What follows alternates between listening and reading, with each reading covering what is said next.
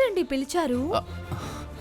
అది మిమ్మల్ని అభినందించాలని, పొగిడి మీరు చాలా గొప్పవాళ్ళని చెప్పాలని. మీరు గ్రేట్ అండి, ఎక్సలెంట్ అండి, మీకు మీరే సాటండి అని మీకు చెప్పాలని. ఏంటండి ఇప్పుడు నేనేం చేశానని అలా పొగుడుతున్నారు? నన్ను పక్కకు పిలిచి మరీ మునగ చెట్టు ఎక్కిస్తున్నారు. ములగ చెట్టు కాదండి, గంధపు చెట్టు. అసలు మీరెందుకు పొగుడుతున్నారో అర్థం కావట్లేదు. ఉత్తములకి అంతే. గొప్పవారంతా మీలాగే మాట్లాడతారు. మీ విలువ మీరే తక్కువ చేసుకొని మాట్లాడతారు. చూడండి, అనవసరంగా నన్ను కన్ఫ్యూజ్ చేయొద్దు. మీరేం చెప్పదలుచుకున్నారు డైరెక్ట్ గానే చెప్పండి. అయ్యో, మిమ్మల్ని కన్ఫ్యూజ్ చేస్తున్నానా? సారీ అండి. మీరు అలా ఫీల్ అయితే స్ట్రైట్గానే విషయం చెప్తానా? చెప్పమంటారా? చెప్పమనేగా అడిగేది. అది అతనంటే మీకు ఇష్టం లేదు కదా. అయితే అతనంటే ఇష్టం లేదు అంటే నేనంటే ఇష్టం అనే కదా. మీరు ఇష్టపడ్డందుకు అభినందనలు, నా అదృష్టానికి శుభాకాంక్షలు.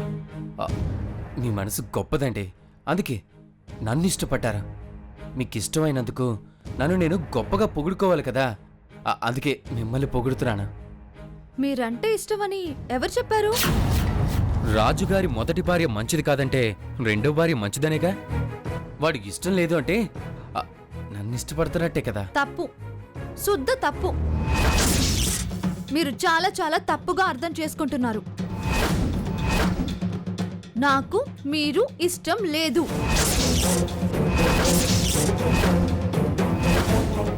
నాకు నా శంకర్ గారంటేనే చాలా ఇష్టం. నా శంకర్ గారంటేనే ప్రేమ. వారుంటేనే ప్రాణం. అందుకే అతన్ని తూచన్నా శంకర్ గారి కోసం వేచి చూస్తూ ఉన్నాను. శంకర్ ఎవరండి?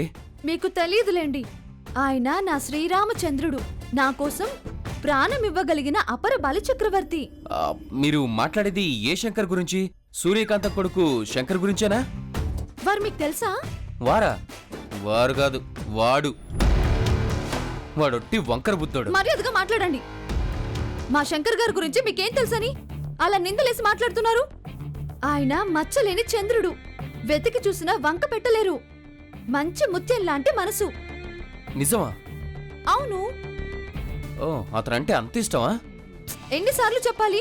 ఇష్టం ఇష్టం ఇష్టం. ఓకేనండి, ఓకే. మీరు ఇష్టపడేవాడిని కాదని మీ మనసు నేనెందుకు కష్టపెట్టాలి? అయితే మీ ఇష్టం మీకు దక్కటానికి, ఈ అయిష్టం దూరం కావటానికి నేను మీకు సహాయం చేస్తాను, మంచి సలహా ఇస్తాను. మీరంటే ఇతను దడుచుకునేలాగా చేస్తాను. మరి నేను చెప్పినట్టు చేస్తారా? చెప్పండి. నా శంకర్ గారి కోసం నేను ఏం చేయమన్నా చేస్తాను.